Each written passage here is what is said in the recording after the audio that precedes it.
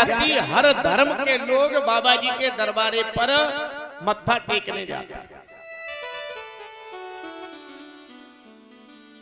और जब हर जाति हर धर्म के लोग गोगा जी से मत्था टेकने जाते हैं तो यथार्थ सत्य ये है कि कुछ न कुछ जलवा जरूर है मेरे घोड़े वाले में, वरना घर से चलकर उस बेड़ी धाम कौन जाता है। मेरे प्यारे भगवत प्रेमियों, हम राम कथा का आयोजन श्रीमद् भागवत महापुराण का आयोजन कराते हैं। ये बच्चे यहां से थोड़े से हटा दिए।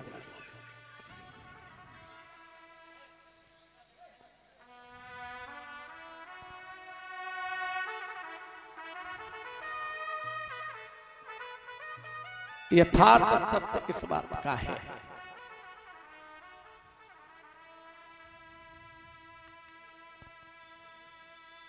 हम श्रीमद् भागवत महापुराण का आयोजन कराते हैं।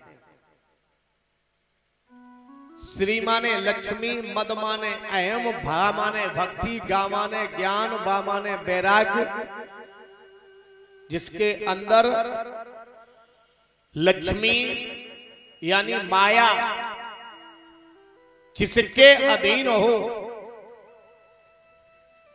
माया जिसके अधीन हो, मद को हरण करने वाली हो, भक्ति ज्ञान और वैराग्य का जिसके अंदर शुभारंभ हो जाए, प्राप्त हो जाए, वो क्या है? श्रीमद् भागवत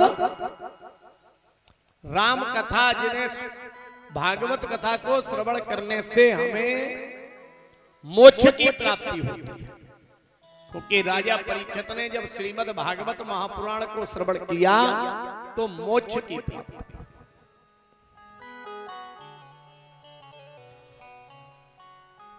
और जब हम रामचरित मानस को श्रवण करते हैं, राम का चरित है और मर्यादा पुरुषोत्तम, जो मर्यादा के बंधन में बंधकर पुरुषों में जो उत्तम हो, उनके जीवन का चरित्र हम रामचरित में श्रवण करते हैं, जिसका नाम मानस है। राम के चरित्र को मानस जब श्रवण करता है तो उसके जीवन में मर्यादा का आलिंगन हो जाता है। मर्यादा जिनके बंधन में है, ऐसे प्रभु राम की कथा श्रवण करने से हमें मर्यादा प्राप्त होती है। मेरे प्यारे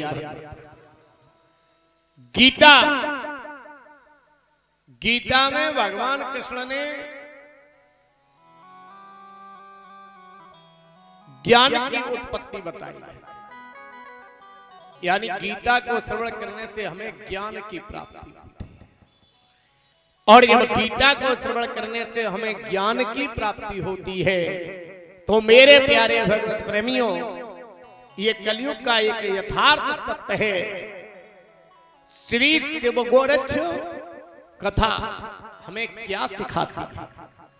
यानी कि भागवत को सुनने से हमें मोक्ष की प्राप्ति होती है, रामचरितमानस को श्रवण करने से हमें मर्यादा की प्राप्ति होती है, गीता को श्रवण करने से हमें ज्ञान की प्राप्ति होती है। भला गोरक्ष कथा हमें क्या सिखाती है और इस कथा को श्रवण करने से हमें क्या लाभ है?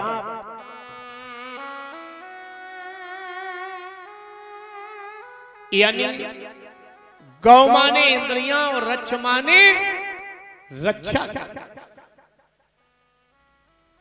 गौ माने इंद्रियां और रक्ष माने रक्षा। शिव वह है जो संपूर्ण जगत का स्वामी है। कथा का टाइटल आप लोगों ने पढ़ा, यानी श्री शिव। शिव वह है जो संपूर्ण जगत का स्वामी है। शिव वह है जो निराकार है। शिव वह है जो ज्योत रूप है। शिव वह है जो ओमकार है, शिव वह है जो अलख निरंजन। ध्यान रहे, वही शिव ने निराकार से साकार रूप में इस भूतल पर प्रकट हुए। जन्मे नहीं, अवतार नहीं लिया शिव ने, गोरक्ष रूप में प्रकट हुए। शिव का निराकार से साकार रूप गोरक्ष है, और जब निराकार से साकार रूप गोरक्ष है तो गौ माने इंद्रियां और रक्ष माने रक्षा करने वाला।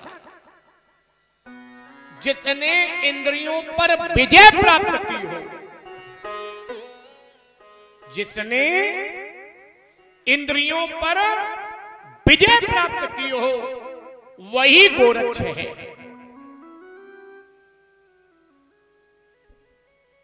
मेरे प्यारे भाई, यानी कि